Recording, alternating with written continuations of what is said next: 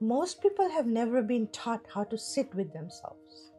So they stay busy, distracted, productive. But a disconnected self creates disconnected relationships. What is unprocessed pain? Let's talk about it. Pain that isn't acknowledged doesn't disappear. It leaks into tone, into reactions, into how we treat people. At work, it becomes hostility. At home, it becomes withdrawal. In relationships, it becomes disrespect. Why does everything feel fake? Have you thought about it? People aren't fake because they want to deceive. They're fake because authenticity feels unsafe. So people perform instead of express, protect their image instead of their truth,